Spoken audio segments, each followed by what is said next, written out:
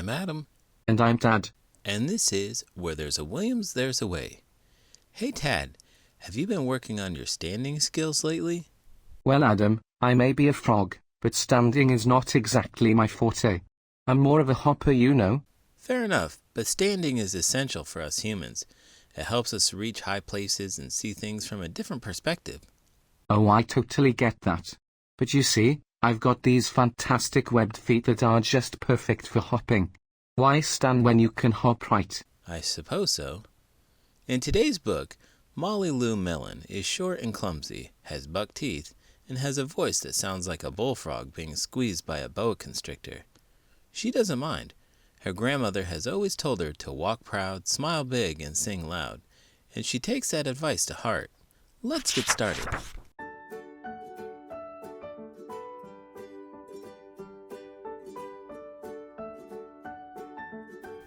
Stand Tall, Lou Melon, written by Patty Lovell, illustrated by David Catrow. Lou Melon stood just taller than her dog and was the shortest girl in the first grade. She didn't mind. Her grandma had told her, "Walk as proudly as you can, and the world will look up to you." So she did. Lou Melon had buck teeth that stuck out so far she could stack pennies on them. She didn't mind. Her grandma had told her, "Smile big and the world will smile right alongside you." So she did.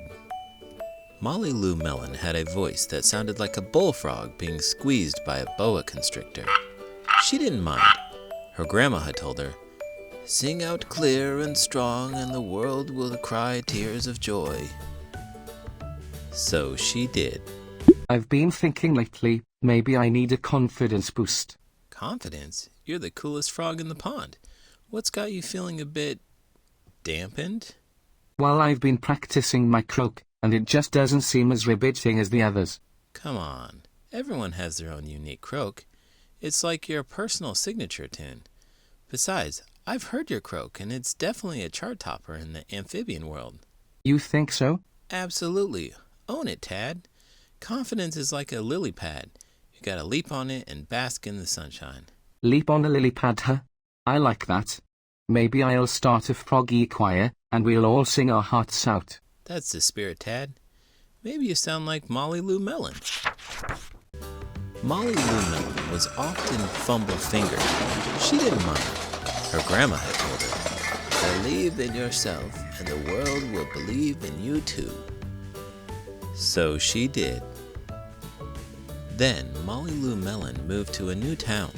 She had to say goodbye to her grandma and all of her friends and start in a new school. On the first day of school, Ronald Durkin called her Shrimpo in gym class. When the game started, Lou Melon caught the football, ran under the legs of Ronald Durkin, and scored a touchdown. All the children thought, "Wow, she's good!" And Ronald Durkin felt very foolish. On the second day of school, Ronald Durkin called her Bucky-Toothed Beaver. Lou Melon took out her pennies, stacked 10 high on her teeth, and smiled as big as day. All the children smiled with glee, and Ronald Durkin felt very foolish. Hey Adam, did you ever have a bully? When I was a kid, I was bigger than most of the other kids, so I was never really pushed around or anything. Bullying can be more than a physical action. It can be even more painful to hear hurtful things being said about you. I was never known for wearing the most stylish clothes, but luckily I had enough confidence to be happy with doing what I wanted to do. Eventually, when I was in high school, that was a trait that other kids started to appreciate about me. Did you ever see any bullying? One time I noticed that there was a kid, Daniel, that was being picked on. He was a year younger than me and I didn't know him that well, but I decided to be really nice to him. What happened? Did you become best friends? No, we never became best friends, but we were always friendly to each other.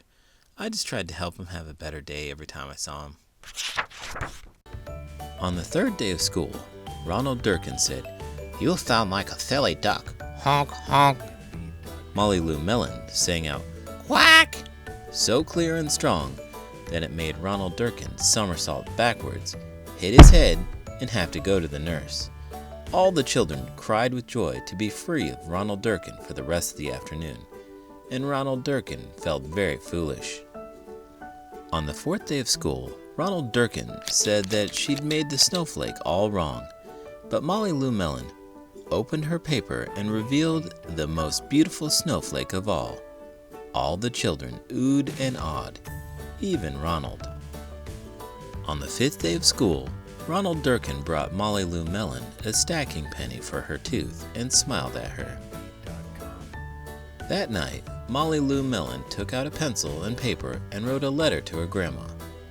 Dear Grandma, I wanted to tell you that everything you told me was exactly right. Love, Lou Melon. There was a bully named Spike in my pond. What did he do? He was always picking on the tadpoles. What did you do? I told him that kindness is like a boomerang. If you throw it out there, it comes back to you. What did he say to that? That boomerangs were dumb and that he'd never seen a frog play with one. But then I had a brilliant idea. I told him that you catch more flies with honey than with vinegar. I wouldn't want to catch a bunch of flies, but it makes sense for you. Exactly. Then one of the tadpoles gave Spike a bit of honey from his lunch, and we all had a fly-catching party. That's a great way to help out. And if you want to help out, please give this video a thumbs up and subscribe to the channel. I'm Adam. And I'm Dad. And this is Where There's a Williams, There's a Way. Did you know? According to a study by the University of Chester, standing during the week can be the equivalent to running 10 marathons a year.